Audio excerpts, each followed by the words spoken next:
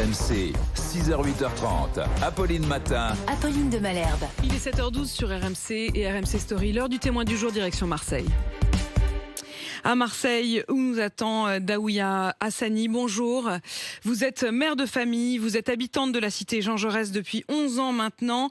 Et aujourd'hui, Jean Castex, le Premier ministre, se rendra à Marseille pour la suite du plan Marseille qui avait été annoncé par Emmanuel Macron. On s'intéresse en particulier avec vous, Daouya, à la question du désert médical, parce qu'en plein Marseille, désormais, il y a une vraie pénurie de médecins. Les habitants se sentent abandonnés. Daouya, à la cité Jean Jaurès, vous avez encore un médecin, c'est ça?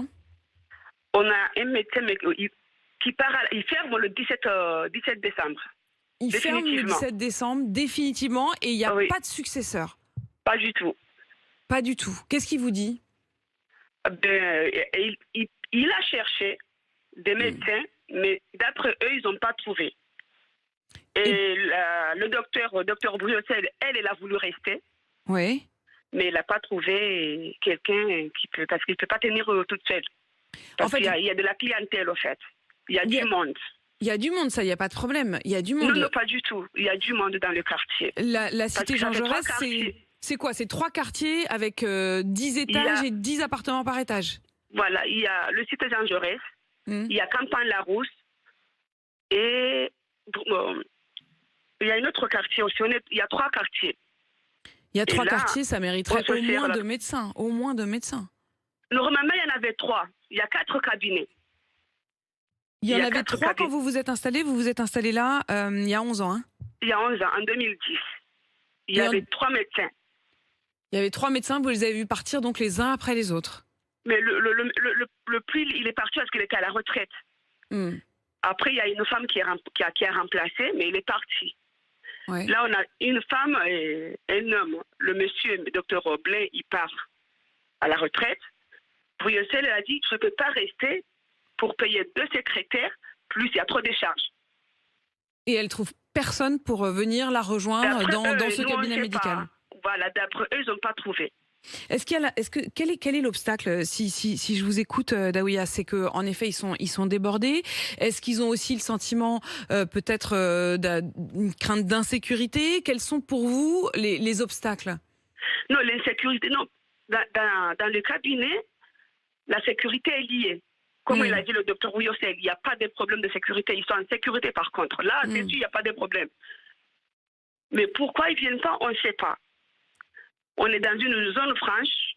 Le loyer, c'est pas cher parce que 3 cabinets pour 700 €, franchement, c'est pas cher. Comment vous faites avec vos enfants, Daouya? Quand ils sont malades, vous allez aller où? À partir de janvier, là, vous irez où? Qu'est-ce qu'on vous dit?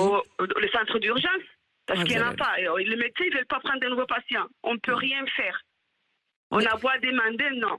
Vous voulez dire que les médecins des quartiers alentours ne veulent pas vous prendre? Pas de nouveaux patients, voilà. Moi, les enfants, je peux les amener, je peux me déplacer.